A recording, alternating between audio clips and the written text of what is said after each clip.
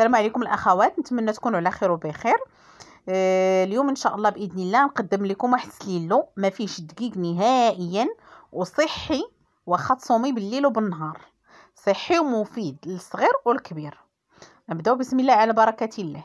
هنا عندي الشوفان، كنشدو كنحمرو، ديري في شي كوكوط هكا ثقيله وكتحمريه على عافيه مهيله حتى كيتحمر لينا مزيان. ندوزو دابا للمقادير.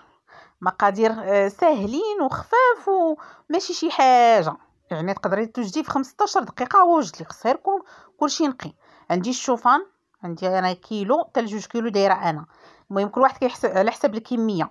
عندي كاوكاو حمر، عندي ايلان، عندي قوفيه ديال الشعر ولا ديال الذره، مدخله في هذا العام ما شاء الله العدس الاحمر، ومنافع ديال العدس الاحمر راه معروفين. هنا عندي النافع حبه حلاوه، وعندي اللوز، وعندي الجنجلان. داكشي كيبقى على حسب الكميه.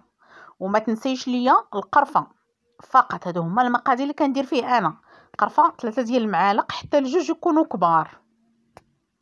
ها هما الجنجلان وكلشي راه كيكون نقي. بعد ما نقيتهم حمرتهم وقديتهم ديتهم للطحان طحنهم ليا. واخا هاد العام لك ليا داكشي طحنو مزيان، ولكن معليش كاين اللي باقي مازال مهرمش. ودقيق ايلان ما شاء الله والشوفان والعدس رجعهم ليا هما دقيق. ايوا ندير الدقيق ديال الشعير ولا شي حاجه اخرى، فهادوك كفيت بهم دقيق. ايوا هذا هو السليلو ديالي. غنبدا دابا نجمعو، وراه تبارك الله قلت لكم ما شاء الله راه مفيد وصحي 100%. جربوه ما تندموش. ها نتوما كيفاش كيبان لكم، كاين بعض الجنجلان خليته هكاك ما مطحون ما والو، انما الاخر طحنوا ليا، واخا ما كنطحنوش بزاف انما معليش صافي. وكنجمعوا بالزيت البلديه والعسل وشويه ديال الزبده ماشي بزاف.